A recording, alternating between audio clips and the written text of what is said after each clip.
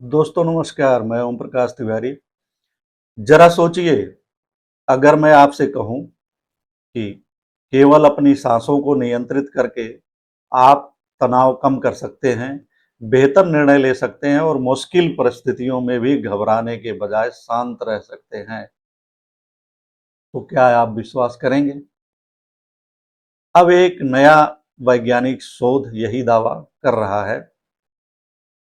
शोधकर्ताओं का कहना है कि कुछ मिनट तक नियंत्रित तरीके से सांस लेने और थोड़ी देर रोकने से मस्तिष्क की कार्यप्रणाली बदल सकती है। इससे व्यक्ति जोखिम लेने वाले फैसलों में अधिक सहज हो सकता है। लेकिन यहाँ एक बड़ा सवाल खड़ा होता है, क्या यह बिल्कुल नई खोज है या फिर आधुनिक विज्ञान उस रास्ते पर पहुंच रहा है जिस पर योग हजारों वर्षों से चलता आया है? आज हम इसी सवाल का जवाब खोजेंगे, तथ्यों के साथ, बिना अतिशयोक्ति के। आखिर शोध में हुआ क्या है? हाल ही में प्रकाशित एक वैज्ञानिक अध्ययन में 25 से 41 वर्ष की आयु के स्वयंसेवकों पर प्रयोग किया गया। उन्हें पहले सामान्य रूप से सांस लेने को कहा गया, फिर गहरी सांस लेकर कुछ सेकंड तक रोकने और धीरे धीरे छोड़ने का अभ्यास कराया गया। इसके बाद प्रतिभागियों से ऐसे निर्णय लेने वाले परीक्षण कराए गए जिनमें जोखिम शामिल था। शोधकर्ताओं ने पाया कि नियंत्रित श्वास के बाद प्रतिभागी पहले की तुलना में जोखिम लेने के प्रति अधिक सहज दिखाई दिए।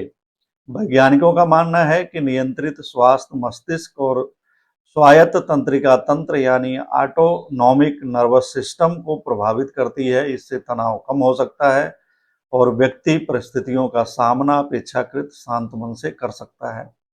लेकिन यहाँ एक बात समझना बहुत जरूरी है। इसका अर्थ यह बिल्कुल नहीं है कि सांस रोकने से कोई व्यक्ति अचानक बहादुर या लापरवाह हो जाएगा। यह केवल एक प्रारंभिक अध्ययन है जिस पर अभी और शोध की आवश्यकता है। योग क्या कहता है? अब आइए योग की ओर चलते हैं। योग में हजारों वर्षों से प्राणायाम का अभ्यास कराया जाता रहा है। प्राणायाम का अर्थ केवल गहरी सांस लेना नहीं है, बल्कि श्वास के प्रवाह को नियंत्रित करना है। योग में 3 अवस्थाओं का उल्लेख मिलता है: पूरक यानी सांस लेना, कुंभक सांस रोकना, रेचक यानी सांस छोड़ना। कुंभक की प्रक्रिया में साधक कुछ समय तक सांस रोकता है। माना जाता है कि इससे मन स्थिर होता है, एकाग्रता बढ़ती है और मानसिक संतुलन विकसित होता है। यानी जिस बात पर आज आधुनिक प्रयोगशालाएं शोध कर रही हैं, उसका अभ्यास भारतीय योग परंपरा सदियों से करती रही है। लेकिन यहाँ भी सावधानी जरूरी है। योग में प्राणायाम केवल सांस रोकने का अभ्यास नहीं है, इसके साथ शरीर की तैयारी, सही आसन, प्रशिक्षित मार्गदर्शन और नियमित अभ्यास भी आवश्यक माना गया है। विज्ञान और योग दोनों में एक ही बात कह रहे हैं। यही सबसे दिलचस्प बात सामने आती है। परिणामों के स्तर पर दोनों में काफी समानता दिखाई देती है। दोनों मानते हैं कि नियंत्रित श्वास तनाव कम कर सकती है, मन को शांत कर सकती है, एकाग्रता बढ़ा सकती है, भावनात्मक संतुलन सुधार सकती है, लेकिन दोनों की भाषा अलग है।